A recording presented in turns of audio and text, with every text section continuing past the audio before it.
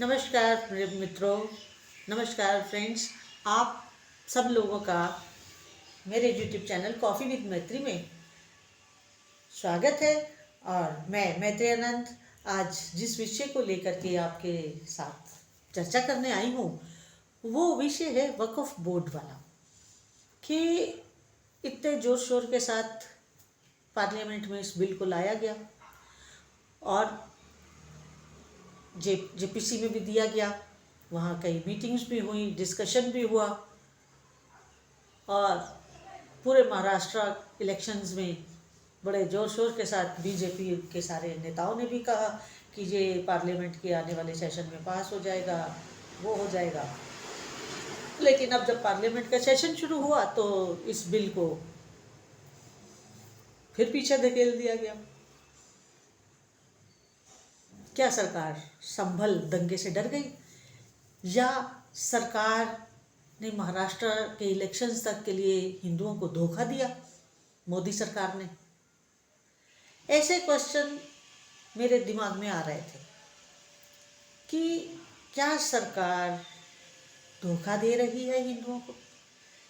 क्या सरकार हिंदुओं के सेंटीमेंट से खेल रही है मोदी सरकार? या संभल में जो दंगा हुआ उससे डर गई है सरकार? इस तरह की बातें मेरे मन मस्तिष्क में चल रही थी। मगर इन सब प्रश्नों के ऊपर जब मैंने विचार करना शुरू किया तो मुझे कुछ 2-3 बातें समझ में आई। देखिए, हिंदुओं के पास, सनातनियों के घर में तो आपको एक डंडा भी नहीं मिलेगा और सनातनियों को कहीं से फंडिंग भी नहीं होती है। हिंदुओं को कहीं से दंगे के लिए फंडिंग नहीं होती है। तीसरा ये कि हिंदू वैसे ही सहनशील है, सहिष्णु है। और देश में हालात ये हैं कि दंगाइयों के घरों में, विधर्मियों के घरों में ईंट, पत्थर, चाकू, डंडे, कट्टे यही नहीं है, बंदूकें, इसके अलावा मॉडर्न हथियार भी मौजूद हैं और ये जानकारी सरकार के पास भी है। तो बांग्लादेश में हिंदुओं के ऊपर जो हो रहा है वो किसी से छिपा नहीं है। लेकिन सरकार कभी ये नहीं चाहेगी कि देश में दंगा हो और निहत्थी जनता के ऊपर कोई अत्याचार हो। सरकार हिंदुओं को मरवाना या कटवाना नहीं चाहती है।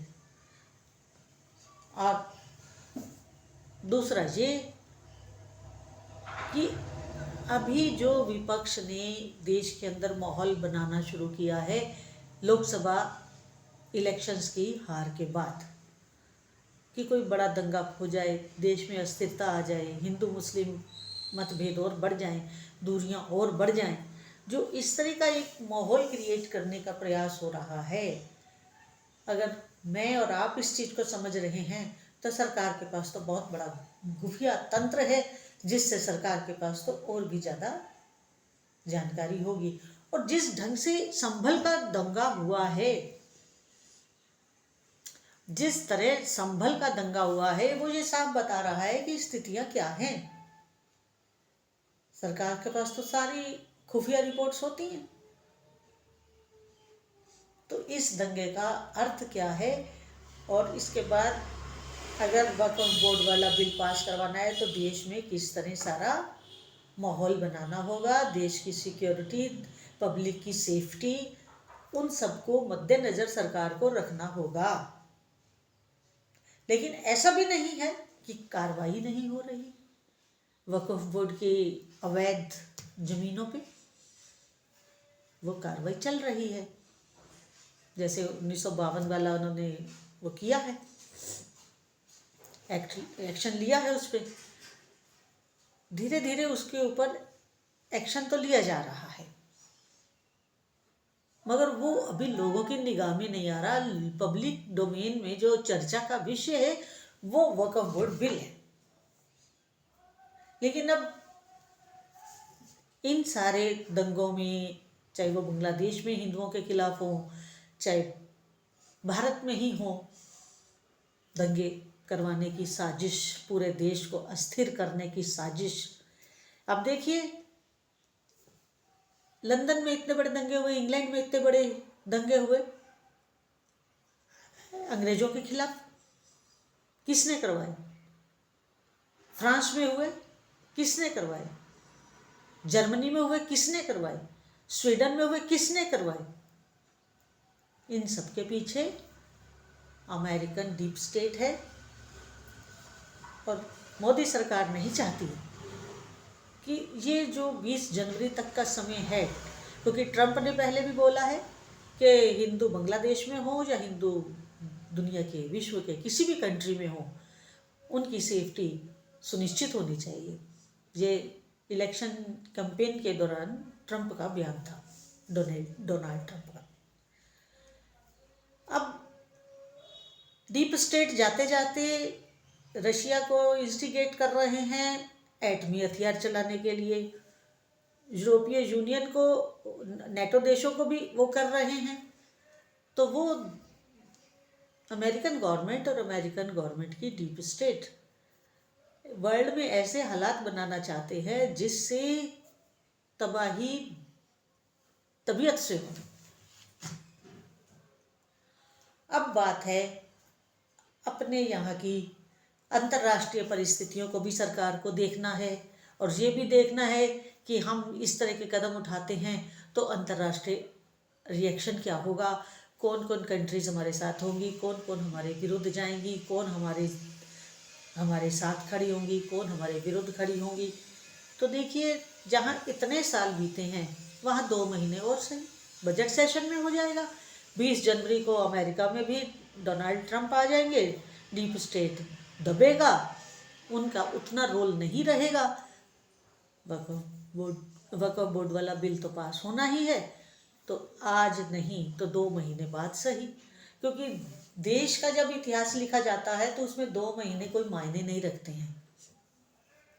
इतिहास में, राष्ट्रों के इतिहास में 1-2 महीने कोई मायने नहीं रखते हैं। जहाँ हमने इतना धैर्य रखा है वहाँ थोड़ा सा और धैर्य रख लें, क्योंकि सरकार के ऊपर हमें भरोसा है। क्यों? क्योंकि सरकार देश के प्रत्येक नागरिक की सेफ्टी के लिए कटिबद्ध है। इसलिए सरकार नहीं चाहती कि किसी भी तरह का कोई देश में दंगा फसाद, वैमनस्य या कहीं परिस्थितियां खराब हों, क्योंकि दूसरा पक्ष तो चाहता है कि देश में हालात खराब हों, लेकिन सरकार तो नहीं चाहेगी और सरकार चाहती भी नहीं है।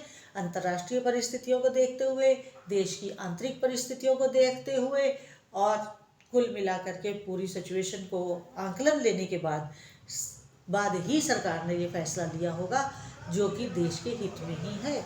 सरकार कभी देश के हित में डिसीजन नहीं लेगी। 370 हटाना है, जब माकूल माहौल बना तो हटा दिया गया, डस्टबिन में फेंक दिया गया। इसी तरह अब देखना ये है कि सरकार वक्फ बोर्ड ख़त्म करती है पूरा, सरकार उसमें अमेंडमेंट करती है, या उनकी शक्तियों को कमतर किया जाता है। ये अब आप और हम मिल के देखेंगे। तो हमें अपनी सरकार के ऊपर पूरा भरोसा रखना चाहिए कि जो भी करेंगे देश हित में ही करेंगे। आप सब लोग मेरे इस वीडियो को लाइक करें, मेरे चैनल को सब्सक्राइब करें, लाइक करें, शेयर करें। कॉफ़ी विद मैत्री को आगे जो भी ज्वलंत विषय आएगा उसके ऊपर हम अपना विचार जरूर रखेंगे। नमस्कार।